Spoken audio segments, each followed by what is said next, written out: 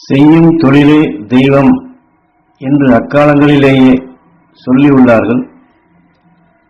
ஆனால் இந்த செய்யக்கூடிய தொழிலை தெய்வமாக எப்படி மதித்து நடப்பது என்பதை ஞானகுரு அவர்கள் நாம் அதை தெளிவாக தெரிந்து கொள்ளும் வண்ணம் அதில் இருக்கக்கூடிய மூலக்கூறுகளை உணர்த்துகின்றார்கள். வியாபாரம் சீராக இருக்க வேண்டும் என்றால் காலை துருவ தியானம் முடிந்த பின் நாம் எங்கிருந்தாலும் சரி அங்கிருந்தே துருவ நட்சத்திரத்தின் பேரருள் பேரொழியை வலுவாக நமக்குள் சேர்த்து கொண்ட பின் அந்த உணர்வின் துணை கொண்டு அந்த வியாபார பொருள்கள் மீது நம் எண்ணத்தை செலுத்தி துருவ நட்சத்திரத்தின் பேரருள் பேரொளி மகரிஷிகளுடைய அருள்சக்தி நாம் வியாபாரத்திற்காக வாங்கி வைத்திருக்கக்கூடிய பொருள்கள் முழுவதிலும் படர வேண்டும். அந்த பொருள்களிலே அருள் உணர்வுகள் படர்ந்து அதை பயன்படுத்துவோர் குடும்பங்கள் எல்லா நலமும் எல்லா வளமும் பெற வேண்டும், அவர்கள் அனைவரும் உடல் நலம் பெற வேண்டும் என்று இப்படி நாம் முதலிலே பாய்ச்சிவிட்டு இதே உணர்வை நம்மிடம் அந்த வாடிக்கையாளர்கள் வரும் பொழுது இதே நினைவாற்றல் கொண்டு அதை கையிலே தொட்டு எடுத்து கொடுக்கும் பொழுது இதே உணர்வுடன் கொடுத்தோம் என்றால் எந்த துருவ நட்சத்திரத்தினுடைய எந்த மகிழ்ச்சியுடன் நாம் எண்ணி எடுத்து அதில் பதிவாக வேண்டும் என்று நினைவை செலுத்தியிருந்தோமோ அது அனைத்திலுமே காந்த புலங்கள் கொண்டு நாம் கண்ணிலே உற்று பார்த்து கையிலே எடுத்து அது கொடுக்கப்படும் பொழுது அதையெல்லாம் அந்த பொருள்களிலே பதிவாகி விடுகின்றது. அப்பொழுது அந்த பொருள் வாங்கி செல்வோருக்கு ஒரு பயனுள்ளதாக அமையும். ஏனென்றால் நாம் பதிவு செய்தது அதனுடைய இயக்கமாக அங்கே செயல்படுத்தி காட்டும். அவர்கள் வாங்கி சென்றது உணவுப் பொருளாக இருந்தால் அதை அவர்கள் சமைத்தோ அல்லது நேரடியாக உட்கொள்ளும் நிலை வரும்பொழுது சுவையாக இருக்கும், அவர்கள் உடலும் நலமாகும்.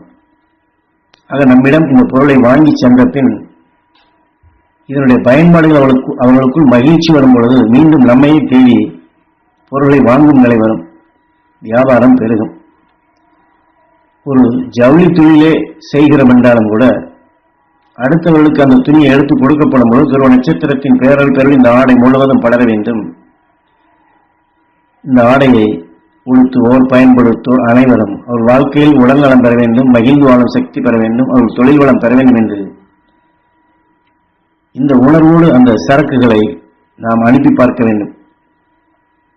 அதை பேக்கிங் செய்யும் பொழுதும் சரி, எடுத்து வைக்கும் பொழுதும் சரி, பின் அவர்களை எண்ணி அனுப்பும் பொழுதும் சரி, அந்த பொருள்கள் முழுவதும் துருவ நட்சத்திரத்தின் பேரொழி பெற வேண்டும் என்று அந்த சரக்கையும் பேக்கிங் செய்து முடிந்த பின் அந்த பேக்கிங்கை முட்டு பார்த்து பதிவு செய்து அனுப்பினோம் என்றால் இந்த சரக்கு அவர்களுக்கு போய் சேர்ந்த பின் அது எங்கே ஒளிந்திருந்தாலும் கூட அவர் மற்றதையெல்லாம் பெரட்டி பார்க்கும் பொழுது நாம் அவர்களுக்கு இந்த அருள்சக்தி கிடைக்க வேண்டும் என்று தியானித்து பதிவு செய்த இந்த துணியை அவர்கள் உடனே எடுத்து வாங்குவார்கள்.